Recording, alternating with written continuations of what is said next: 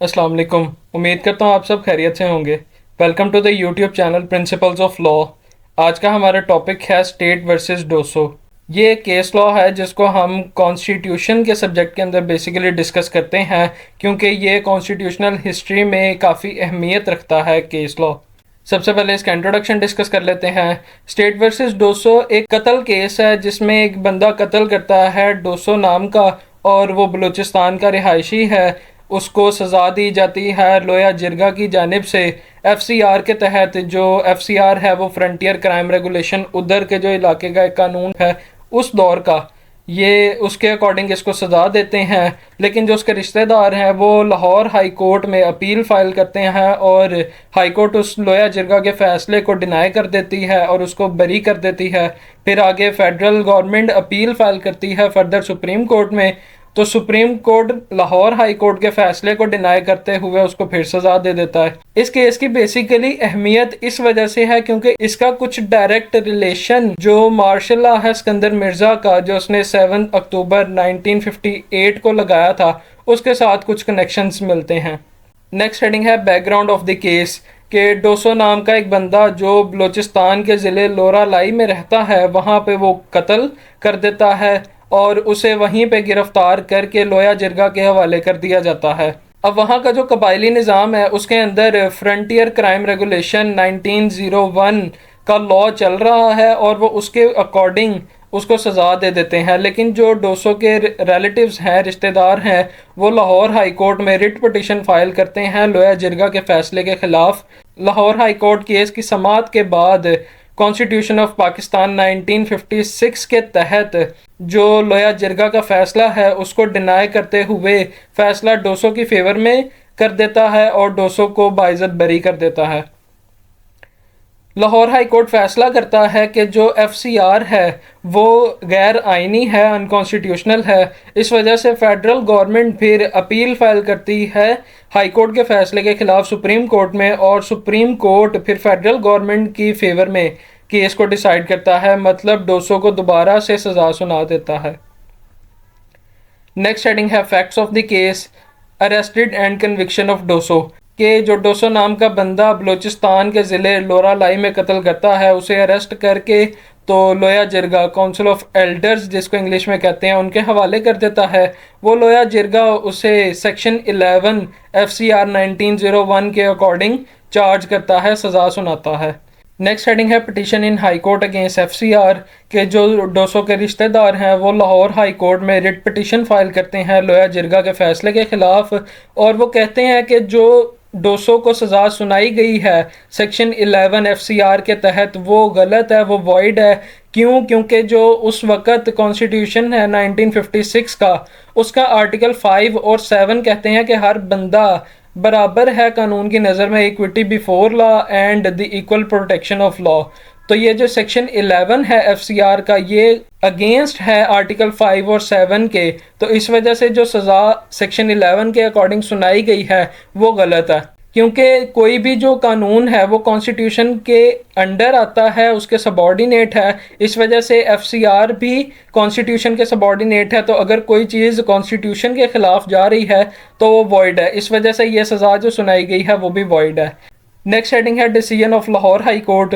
High court फैसला करता है डोसो की फेवर में, और वो डिक्लेयर करता है एफसीआर को कि ये 1956 के कॉन्स्टिट्यूशन के आर्टिकल 5 और 7 के अगेंस्ट है, उसके ख़िलाफ़ है, क्योंकि हर बंदा बराबर है कानून की नज़र में। तो लाहौर हाई कोर्ट अपनी प्रोसीडिंग के अख्ताम पे फ़ैसला करते हुए जो एफसीआर है और लोया जिरगा का जो फ़ैसला है काउंसिल ऑफ एल्डर्स का फ़ैसला, उसे नल एंड वॉइड करार देता है। नेक्स्ट हेडिंग है consequences of Lahore high court. के ये जो लाहौर हाई कोर्ट ने फैसला सुनाया उसके क्या नताइज सामने आए। ये कुछ असरात इस तरह हाई कोर्ट के फैसले ने मुरतब किए कि जब उसने कहा कि एफसीआर बिल्कुल ही नल एंड वॉइड है, एफसीआर गलत है, तो मुआशरे में ये सवाल उठने लगे कि जब से एफसीआर बना है, खासकर उसके बाद जब 1956 का कॉन्स्टिट्यूशन इन फोर्स हुआ, इस ड्यूरेशन में जितने भी मामलात एफसीआर के तहत डिसाइड किए गए हैं वो उनकी वैलिडिटी क्या है, क्या वो भी दुरुस्त हैं कि वो भी गलत हैं। नेक्स्ट हेडिंग है appeal in the supreme court. जो फेडरल गवर्नमेंट ऑफ पाकिस्तान थी उसने सुप्रीम कोर्ट के अंदर अपील फाइल की लाहौर हाई कोर्ट के फैसले के खिलाफ। सुप्रीम कोर्ट ने तय किया कि हम 13 अक्टूबर 1958 को इस केस की समाअत करेंगे, लेकिन 7 अक्टूबर 1958 मतलब 5 दिन पहले डेट ऑफ हेयरिंग से जो पहली मार्शल लॉ है मुल्क में वो इम्पोज हुई और उसकी वजह से जो कॉन्स्टिट्यूशन ऑफ 1956 था उसको भी सस्पेंड कर दिया था, मुअत्तल कर दिया था।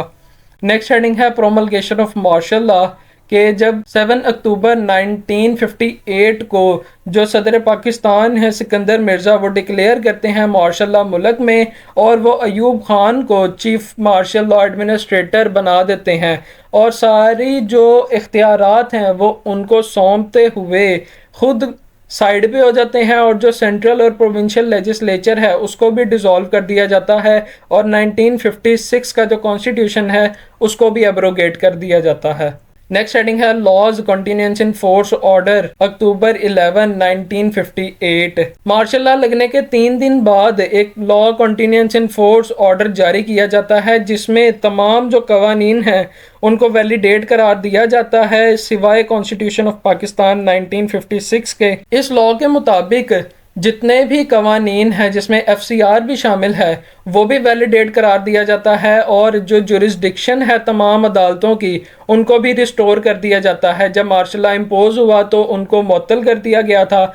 इसके कंटिन्यू होने की वजह से जो जुरिस्डिक्शन थी अदालतों की वो बहाल की गई। नेक्स्ट हेडिंग है सम लीगल पॉइंट्स कि जो मार्शल लॉ लागू हुआ था उसकी वजह से कुछ टेक्निकल पॉइंट 200 केस के हवाले से मुल्क के अंदर काबिले बहस हुए, जिसको मद्देनज़र रखते हुए लोगों ने बातें करना शुरू की कि अगर सुप्रीम कोर्ट हाई कोर्ट का फैसला दुरुस्त करार देता है तो इसका मतलब फिर तो आर्टिकल 5 और 7 जिसके ऊपर हाई कोर्ट ने फैसला सुनाया वो तो अभी भी कायम है, और अगर अभी भी कायम है तो फिर मार्शल लॉ जो लागू किया गया है वो गलत है। और इसी वजह से जो 1956 का कॉन्स्टिट्यूशन अगर बहाल है तो फिर मार्शल लॉ रेगुलेशन मतलब जो law continuance in force order 1958 है वो भी फिर नल एंड वॉइड करार दिया जाएगा। नेक्स्ट हेडिंग है judgment of the supreme court. Supreme court ने फैसला किया लाहौर हाई कोर्ट के फैसले के खिलाफ। जो लाहौर हाई कोर्ट ने कहा था कि FCR सेक्शन 11 अगेंस्ट है आर्टिकल 5 और 7 के, उसके ऊपर सुप्रीम कोर्ट ने ये कहा कि जब law continuance in force order लागू हुआ है तो उसकी वजह से FCR तो कायम है, लेकिन 1956 का कॉन्स्टिट्यूशन मुअत्तल हो चुका है। इस वजह से सेक्शन 11 को हम सपोर्ट करते हैं, तो सेक्शन 11 के तहत जो 200 को सज़ा सुनाई गई है वो बिल्कुल ठीक है। नेक्स्ट जो सुप्रीम कोर्ट का फैसला था वो हैंस केल्सन की थ्योरी लीगल पॉजिटिविज्म के ऊपर बुनियाद रखता था। फिर सुप्रीम कोर्ट के फैसले में ये भी बात सामने आई कि जो 1958 का मार्शल लॉ लागू हुआ है वो एक किस्म की रेवोल्यूशन है, तब्दीली है, और इस तब्दीली से लोग भी चुके खुश हैं, तो हम इस तब्दीली को डिनाई नहीं करेंगे, इस तब्दीली को कंटिन्यू किया जाएगा। नेक्स्ट सुप्रीम कोर्ट ने यह भी कहा कि जो law continuance in force order है वो एक नया लीगल ऑर्डर है और इसकी वैलिडिटी बिल्कुल ठीक है, इसके मुताबिक हम जुडिशियल डिसीजंस कर सकते हैं। नेक्स्ट सुप्रीम कोर्ट ने यह भी कहा कि जो 1956 का कॉन्स्टिट्यूशन है उसे एब्रोगेट कर दिया गया है, इस वजह से जो FCR 1901 है वो स्टिल इन फोर्स है law continuance in force order 1958 के तहत। सुप्रीम कोर्ट ने यह भी कहा कि जो फैसला सुनाया है काउंसिल ऑफ एल्डर्स मतलब लोया जिरगा ने वो बिल्कुल ठीक है और हम उसी को ही कंटिन्यू करेंगे। लास्ट में हमारे पास कंक्लूजन आ जाएगी। तो उम्मीद करता हूँ आपको आज का मेरा लेक्चर पसंद आया होगा और ये आपके लिए काफ़ी हेल्पफुल भी साबित होगा।